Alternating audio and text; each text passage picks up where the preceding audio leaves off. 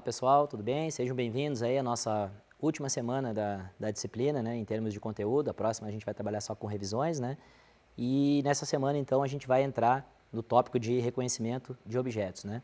Uma das aplicações mais interessantes que a gente tem aí na área de visão computacional, né? Então a gente vai falar uma introdução sobre diferentes aplicações, né, principalmente considerando essa área de detecção de objetos, e falar sobre segmentação de instância no final, né, que é uma combinação, né, de segmentação de imagens com detecção de objetos, que também é bem interessante, né. Lembrando, né, algumas das principais aplicações que a gente tem aí na área de visão computacional, a gente já falou bastante sobre esse slide aqui, já se repetiu 2, 3 vezes aí durante o nosso curso, né.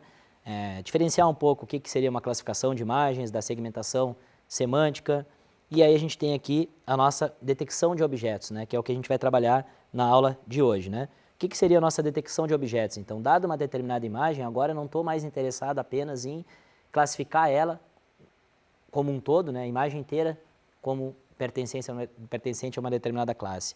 A ideia agora aqui é o quê? É tentar encontrar objetos dentro dessa mesma imagem, né? Então, a mesma imagem ela pode conter diferentes objetos, ou seja, considerando que cada objeto pode ser uma classe, né? Então, a gente tenta encontrar várias classes dentro dessa imagem. E não é apenas dizer essa imagem tem ou não tem determinados objetos, é detectar ele lá dentro, ou seja, dizer quais são os pixels, qual é a região de pixels em que esse objeto se encontra, né? Como a gente pode ver aqui um exemplinho, né? Teria 3 cães aqui nessa imagem, né? A gente vai ali e delimita, né? Está nessa região aqui, não é pixel a pixel, é por região, isso que é importante a gente entender, né? Essa região aqui, a gente sabe que não são todos os pixels que estão lá dentro, mas a gente sabe que o objeto está contido ali dentro. É a mesma coisa aqui nesse verdinho, mesma coisa aqui nesse azulzinho, tá?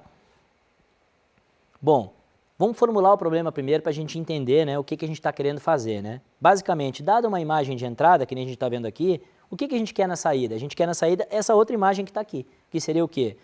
Esses boxes, nesses quadrados aqui, nessas regiões, né, delimitadas dessa forma, em que dizem, ó, aqui tem uma motocicleta, né, nessa região aqui em roxo, e nessa região aqui em amarelo tem uma pessoa, né? Então a gente tem ali o desenho, né, onde pode até ter interseção entre essas regiões, como a gente está vendo aqui, né, naturalmente, porque o cara está em cima de uma moto pilotando, então aquela parte toda ali vai ter, né, vai pertencer tanto ao cara quanto também à moto, né. Então é importante formular o problema, que basicamente é isso que a gente quer fazer. Aqui tem nesse exemplo que a gente está formulando aqui, a gente teria 5 possíveis objetos a serem detectados, né? Avião, pássaro, moto, pessoa e sofá. Então nessa imagem aqui a gente conseguiu detectar uma pessoa e uma moto, mas poderia detectar mais de uma pessoa, mais de uma moto, ou nada, como foi feito aqui, não detectou nenhum sofá, nenhum avião, nenhum pássaro, mas poderia detectar também todos esses objetos que estão aqui, né? Então isso que é importante que a gente entenda o que a gente está fazendo quando a gente está trabalhando com detecção de objetos. Isso vocês naturalmente têm visto aí, várias aplicações nesse sentido, vocês entram na internet e isso acontece muito, a gente vai ver um vídeo, coloca a legenda automática, a gente consegue, o pessoal coloca, circula quem que está falando, você já deve ter visto, né, alguns vídeos, por exemplo, do seriado de Friends, aí tem alguma pessoa falando e aí a gente vai lá e delimita, cria essa regiãozinha aqui na pessoa que está falando, então às vezes a pessoa que tem deficiência auditiva, por exemplo, ela consegue olhar para aquele vídeo, ao mesmo tempo que ela está vendo a legenda, ela está lendo direitinho, né, ela sabe quem está falando, isso é algo que era muito difícil de fazer, isso aí tem sido feito agora de forma automática, né. Então isso é bem interessante, só para dar um exemplo de aplicação para vocês, né. Bom, vamos lá então, e aí o que acontece? Quando a gente vai pegar uma imagem de teste, aquela que não foi vista, basicamente o que a gente quer fazer, né? Tem esse exemplo aqui dessa imagem, né? A gente vai andando nela aí e vai tentar encontrar, por exemplo, nessa região aqui, fazer uma predição, ó, com determinado, vamos dizer, uma taxa de precisão, né? De 0,9, vamos dizer de 90% aqui, estou querendo dizer que aqui tem uma pessoa.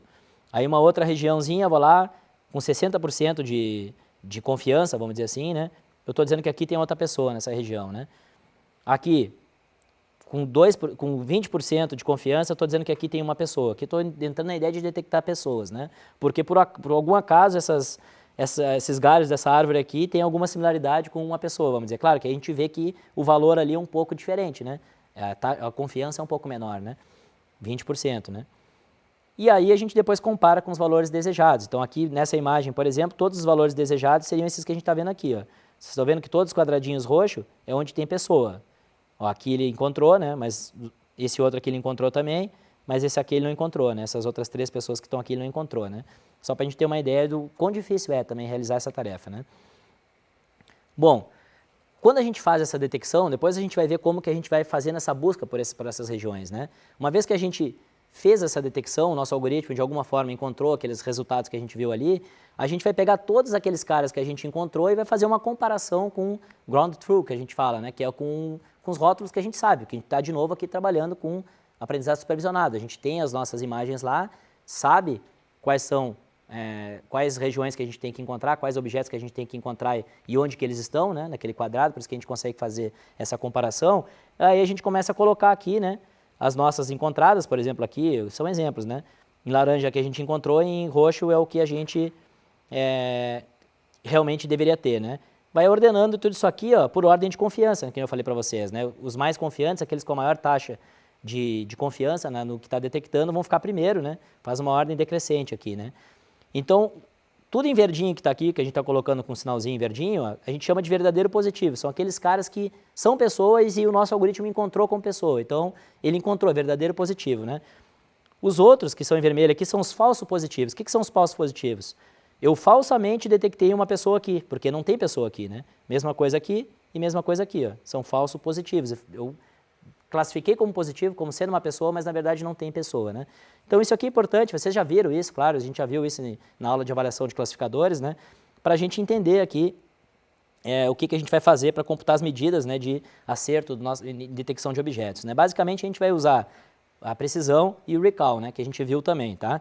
Então aqui o que seria, só para lembrar a fórmula, né, da precisão, são o número, né, a gradezinha aqui representa número, né, número de exemplos verdadeiros positivos, divididos pelo número de verdadeiros positivos mais falsos positivos. E o recall é o número de verdadeiro positivo dividido por verdadeiro positivo mais falso negativo. Aqui tem um errinho, tá, pessoal? Tem um cifrão aqui, mas não é um cifrão, tá?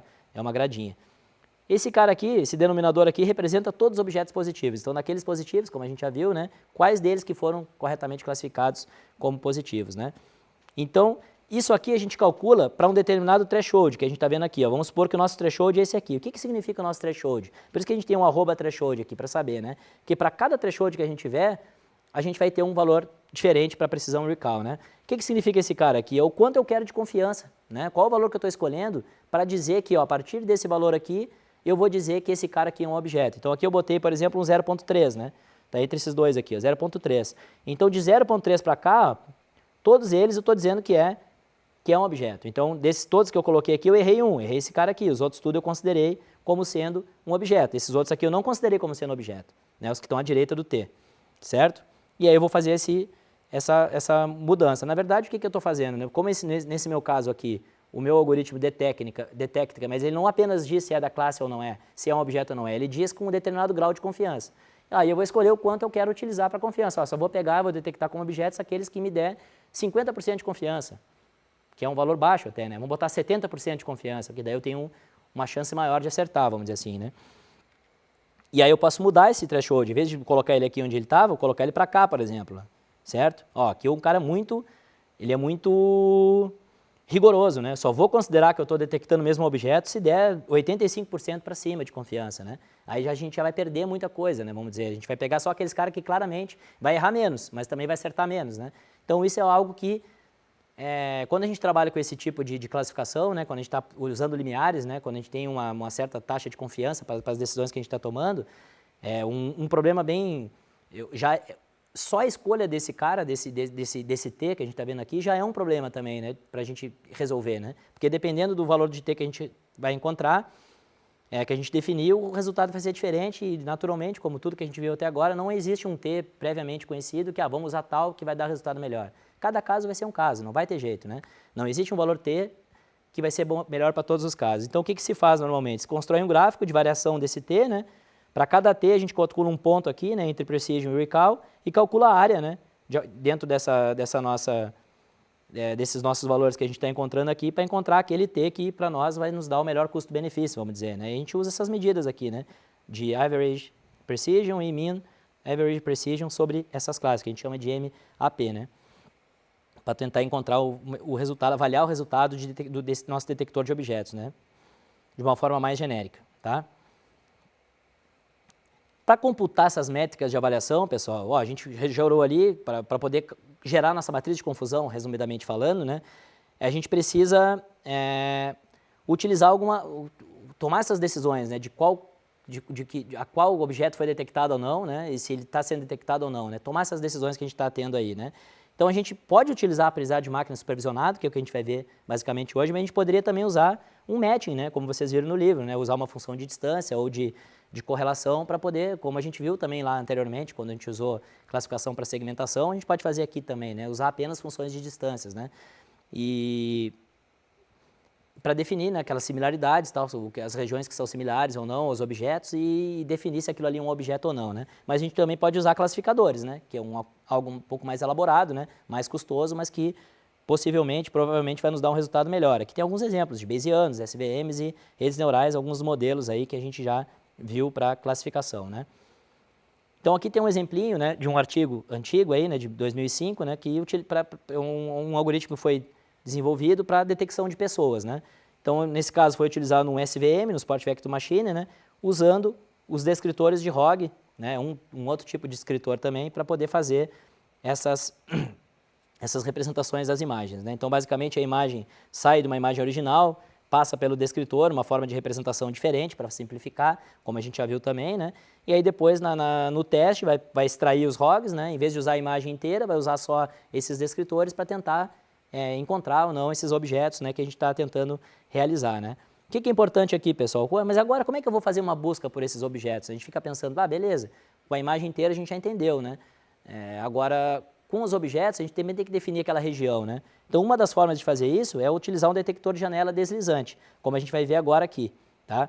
Primeiro que a gente precisa fazer isso em vários locais, mas também com várias escalas. Então, a gente precisa variar muito o tamanho da imagem, porque dependendo do tamanho da imagem, a nossa área que a gente está tentando encontrar o objeto, ela pode ser muito grande ou muito pequena, né? Eu posso fixar, né?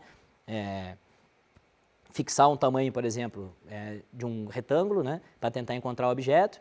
Feito isso, eu vou ter que, passando ele pela imagem, mas se eu passar a imagem num tamanho, mas ela pode ser, sei lá, metade da imagem, pode ser muito grande, então tem que aumentar a imagem para ela começar a ser um valor menor, para poder encontrar pessoas, por exemplo, que estão próximas, mas também encontrar pessoas que estão distantes, porque o tamanho dela varia, né?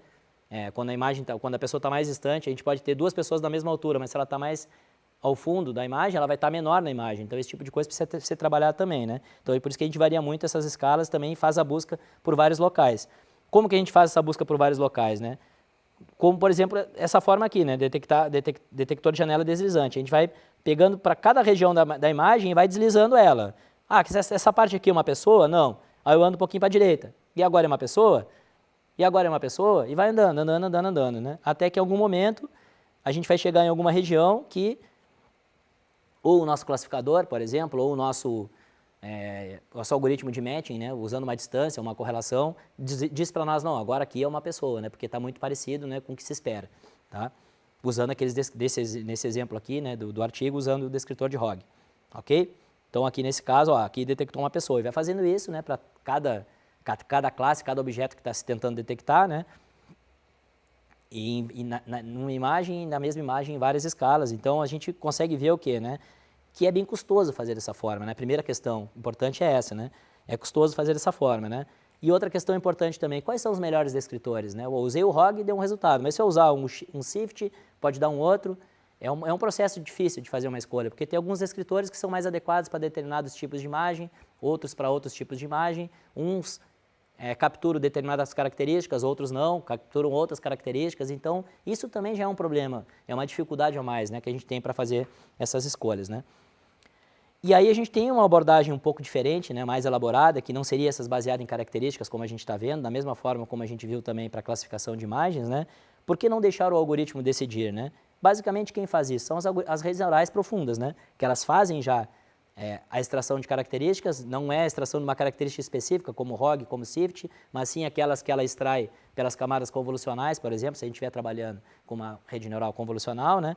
E no final acaba aplicando um modelo linear ou até mesmo não linear para fazer essa detecção, né? Então aqui tem um exemplo, né? Como é possível a gente treinar uma rede neural profunda, né? Para realizar o pipeline por completo, né? Da mesma forma que a gente aprendeu que também dá para usar uma rede neural profunda para fazer a classificação por completo, a gente consegue fazer isso também para a detecção como completo, né? E é por isso que as redes neurais profundas têm ocupado aí os melhores resultados, né, na literatura, né, são os resultados estados da arte para as principais aplicações que a gente tem em visão computacional, né. Então, aqui só um exemplo para mostrar o sucesso dessas redes neurais profundas, né? Para classificação de imagens, por exemplo, se saiu de 54% para 90% de acurácia, né? Nessa ordem, né? Nessas aplicações, utilizando problemas com 1000 classes, imagens com 1000 classes, vocês imaginam a dificuldade que é, né? De 54 conseguiu ir para 90, né? E na área de detecção de objetos, de 33 de MAP, passou para cerca de 93% para problemas de 20 classes, né? Ou seja, podem detectar até 20 objetos diferentes dentro de uma mesma imagem, né? Então, a gente vê o que as redes neurais têm conseguido, as redes neurais profundas aí nessa área, né? Outra questão interessante para vocês se interarem aí do que mais pode ser feito é a diferença entre segmentação e detecção, né? A gente viu aqui como faz a segmentação de imagens, viu como é que faz a detecção, né? Então, a segmentação, pixel a pixel, né? A gente dá rótulos pixel a pixel, né, para a imagem, né? E apenas categoria, certo? Já na segmentação, a gente vai fazer rótulos por caixas, né, e não é apenas categoria, categorias e onde elas estão, né? A instância, onde é que está a instância, né? Então, a gente tem um par ali, né? Categoria está em tal região, outra categoria está em tal região, e então a gente também detecta a instância, não apenas a categoria, né? E aí a gente pensa, por que a gente não pode fazer as duas coisas? Não poderia fazer as duas coisas, fazer segmentação e fazer a detecção de objetos, né? Pode fazer essas duas coisas. O que seria isso então, pessoal? É o que a gente tem, que é a nossa segmentação de instância, que é aquela última caixinha lá naquela nossa famosa figura, né? Que também é uma aplicação bem mais difícil, vamos dizer assim, né? Para trabalhar. Por quê? Porque a gente, além de fazer essa detecção dos objetos, a gente vai dizer dentro daquelas caixinhas quais são os pixels que representam aquele objeto. Então, a gente faz uma detecção muito mais precisa, né? Então, ó, vocês olharam os resultados aqui, não é mais quadradinho de tal pessoa, já é exatamente os pixels daquela pessoa, né? Que é uma tarefa bem interessante. Isso a gente também tem visto bastante, né? Diversas aplicações aí, se vocês forem procurar na internet, que essas imagens que a gente está vendo aqui já não são novidades para nós, né? A gente já viu isso em algum lugar, né? Isso mostra que essa área, essa disciplina como um todo que a gente está trabalhando aqui, é uma das áreas que são mais promissoras, vamos dizer assim, o hot topic que a gente tem aí, não só na área da computação, mas também em várias aplicações, né? Como a computação como um todo, né? Sempre é aplicada a algo, né? Então, me despedindo de vocês aí com as nossas videoaulas, né? A gente viu essas aplicações, voltou, né? Retomou essas principais aplicações que a gente tem aí na área de visão computacional. Demos um foco para essa área de detecção de objetos e mais especificamente a gente viu, né, um exemplo de detecção de pessoa, né? E falamos, né, finalizando aí com o que seria a nossa segmentação de instância, né? E nas próximas videoaulas que a gente vai trabalhar, são videoaulas práticas, né, que eu vou passar para vocês, nós vamos ver exemplos interessantes aí de aplicações para vocês conseguirem não só trabalhar tudo que a gente viu na parte teórica, mas também na prática e ver que tem ferramentas aí disponíveis, né, para a gente fazer isso de uma forma bem simples, apesar, claro, né, de ser custoso computacionalmente. Então, se a gente for trabalhar com imagens grandes e com boas resoluções e obter excelentes resultados com redes muito profundas, a gente vai acabar não conseguindo rodar isso em poucos minutos, né, em poucas horas, acaba rodando tendo um custo computacional bem alto, né? Não dá para fazer isso em aulas práticas, mas a gente vai ver como a gente pode fazer isso e aí fazer isso com mais tempo computacional, com mais dados, com mais imagens e mais redes profundas, mais imagens com boas resoluções, isso vai ficar fácil para vocês fazerem depois, né? É só continuar trabalhando nisso, tá bom? Então, é isso, pessoal, tá bom? Obrigado. Nossa próxima aplicação vai ser prática com Deep Learning, né? Mas são 2 aulas depois que a gente vai trabalhar com prática. Um abraço, até mais.